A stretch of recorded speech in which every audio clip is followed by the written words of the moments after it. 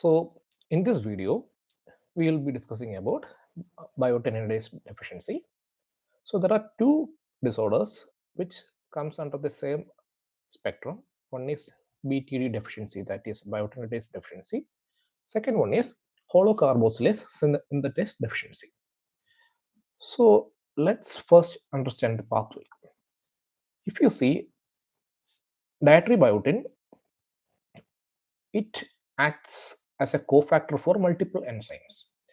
So dietary biotin, with the help of holocarboxylase synthetase, gets incorporated into multiple apocarboxylases. What are those carboxylases?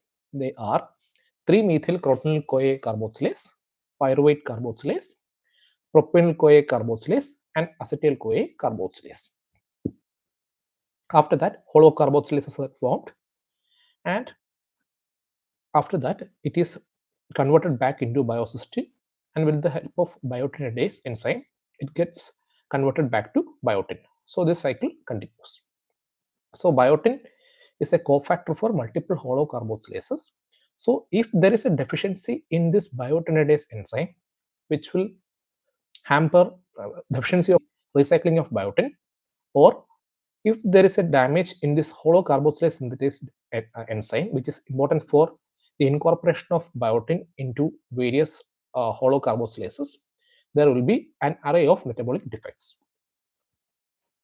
So now let's see the metabolic pathways in which biotin plays a crucial role. If you see, this is the glycolysis pathway. Glucose is getting converted to pyruvate, and with the help of pyruvate carboxylase, it goes into Krebs cycle. However, if there is no pyruvate carboxylase enzyme, then it will get converted to lactate. And for the smooth functioning of pyruvate carboxylase, we need biotin. Come to this pathway. This is the leucine metabolism pathway. Leucine metabolism pathway also need biotin. Leucine is converted to 3-methyl-crotonyl-CoA, and methyl-crotonyl-CoA carboxylase requires biotin for the next step to happen. If there is deficiency, then there will be accumulation of 3-methyl-crotonyl-CoA. Come to this pathway, valine, isoleucine, and odd chain fatty acids. In this pathway also, once it gets converted to propanyl-CoA carboxylase require biotin as a coenzyme, as a cofactor. This pathway will also get hampered, and here acetyl-CoA to get converted to malonyl-CoA requires acetyl-CoA carboxylase. So multiple pathways gets affected by biotin deficiency.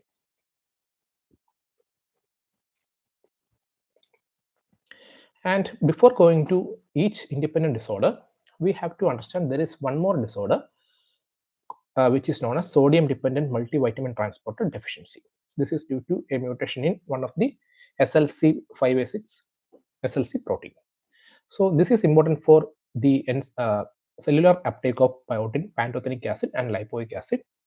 The mutations in this transporter also manifests just like biotinidase deficiency, even though it will be a little more severe because there is deficiency of pantothenic acid as well as lipoic acid. And coming to clinical presentation of both these disorders, there will be metabolic acidosis. Why? Because lactate gets accumulated, and also propanyl-CoA gets accumulated, resulting in a propionic acidemia kind of presentation. There will be hypotonia, hypoglycemia due to toxin accumulation, seizures, ataxia, rash, alopecia, and sensory neural hearing loss.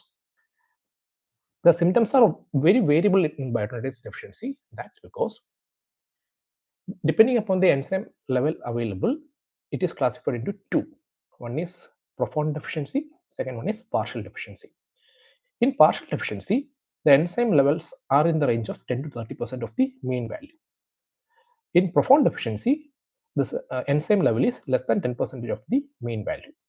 So profound deficiency usually presents early, and partial deficiency may or may not present early, and usually symptoms are little severe in profound deficiency, even though the treatment is same for both. First, we will go into holocarboxylase synthetase deficiency. After that, we will go into biotinidase deficiency. So the symptoms can manifest anywhere from day 1 to 8 years of life. Usually the manifestations are slightly more complicated and severe than isolated biotinidase deficiency. The symptoms are usually lethargy, hypotonia, vomiting, seizures, hypothermia. There will be ketosis, hyperammonemia. All these are due to the defect in the propionic acidemia CoA metabolism. And just like any other small molecule inborn errors of metabolism, catabolic states like infection, poor feeding can precipitate metabolic crisis. There is erythematous scaly rash more in the diaper and intertriginous areas. So this is one of the classical finding. This, along with alopecia, are the symptoms which will force us to think towards a biotinidase deficiency or a holocarboxylase synthetase deficiency. And remember, even though holocarboxylase synthetase deficiency is more severe, sensory neural hearing loss is attributed to biotinidase deficiency.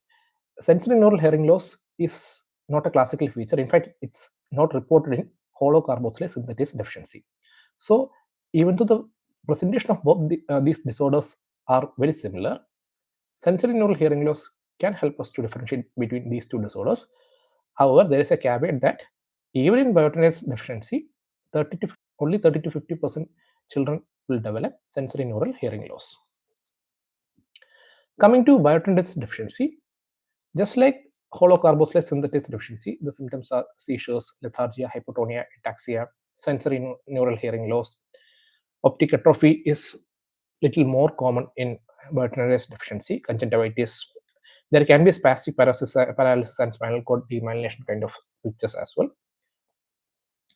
And the most important factor is that the clinical presentation is very heterogeneous. The child may walk into your OPD with just a rash, sometimes just a development delay and some alopecia.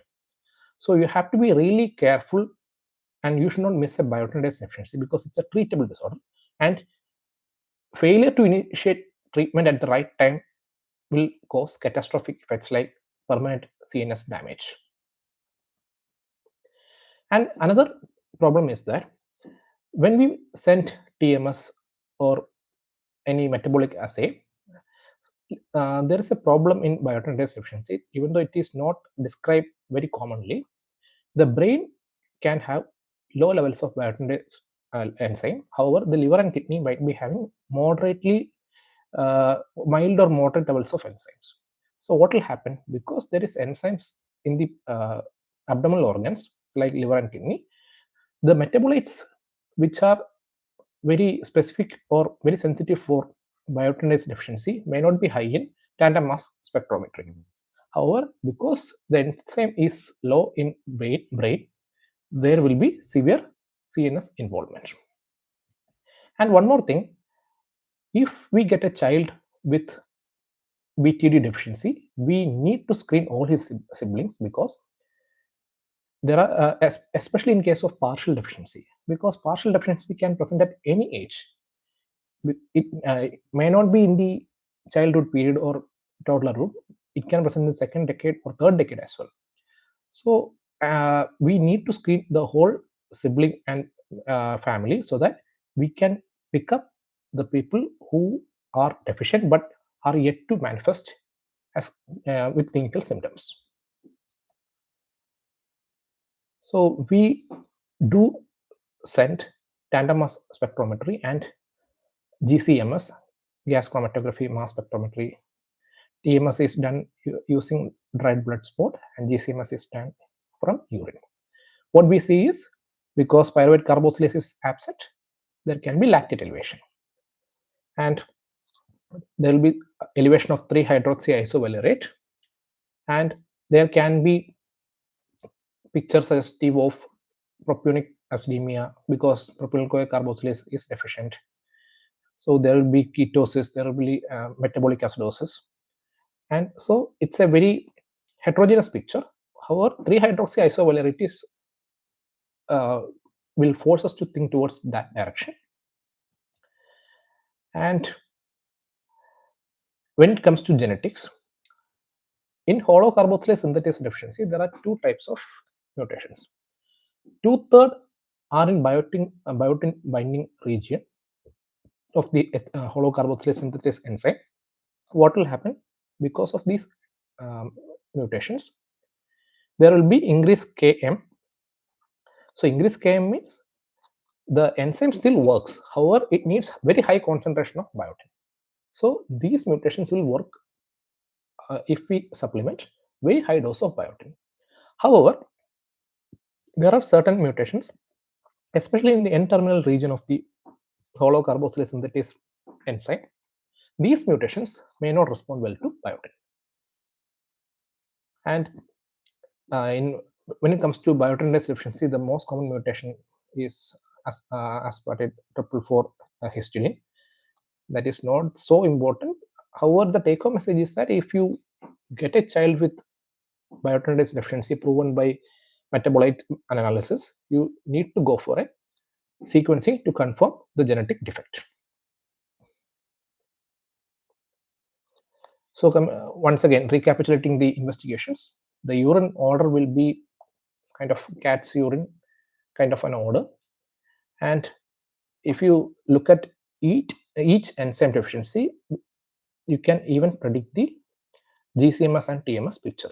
So a deficiency of methyl crotonal CoA will cause 3-hydroxy isovaleric acid elevated in GCMS, 3-hydroxy isovaleric carnitine, which is also known as C5OH, that is seen in TMS, and 3-methyl crotonal glycine and tiglyl carnitine, and propionic CoA carboxylase. There will be a picture similar to propionic acidemia, like elevated methyl citrate, elevated 3-hydroxypropionate, propionyl glycine, tiglyl glycine, propionic acid, and even propionyl carnitine. Carnitines are found in tandem mass spectrometry, and acids are found in gas chromatography. Deficiency in pyruvate carboxylase will cause increased lactate and increased pyruvate. In holocarboxylase synthetase also deficiency also, the picture is almost same, just that the organic acid levels elevation are more in urine as compared to BTD deficiency. In BTD deficiency, usually, even though theoretically any acids can get increased, usually only 3-hydroxy isovaleric is increased. Treatment, it's simple, it's cheap, it's effective. So in holocarboxylase synthetase deficiency, the dose is 10 to 20 mg per day of biotin. I already told you there are two types of mutations. 2/3 are due to increased Km, which can be treated with high dose of biotin. We may have to go till 40 to 200 mg per day of biotin. And the other set of mutation, that is the 1/3 of mutation, which is due to variants in the N-terminal domain, they may not respond well to biotin. In biotinidase deficiency, the treatment is 5 to 10 mg per day. Usually we give 10 mg as an OD dose, and we have seen that, and in fact the literature also support that the hair loss will improve, the metabolic crisis will stop. Also, we have seen CNS improvement. And if the deficiency is in the transporter of biotin, pantothenic acid, and lipoic acid, we have to supplement all three. And what is the importance of biotinidase deficiency as a differential? So if the child presents with metabolic acidosis for the first time, and we are suspecting an inborn errors of metabolism, just like organic acidemia, for example, propionic acidemia. So to get the results of TMS and GCMS, it will take time. It will take few days. So in all cases of suspected organic acidemia, we have to give biotin when the child presents in casualty in crisis. Once we get the TMS or GCMS report or whole exome sequencing report, we can stop biotin if not indicated. So when the child presents in casualty in crisis, metabolic crisis, and you are suspecting organic acidemia, always start biotin 10 mg per day, so that we won't miss anything. Also, when the suspicion of biotinidase is increased, once TMS reports are corroborated, we have to send a biotinidase enzyme levels, which can be done from blood for the quantification of the enzyme. so that we can classify it as complete or partial deficiency. The treatment for both is same. And once we confirm the disease, we have to send the sequencing of BTD gene to find out the genetic defect. And we have to cascade screen all the siblings so that we don't miss a case which is yet to come in crisis. Thank you.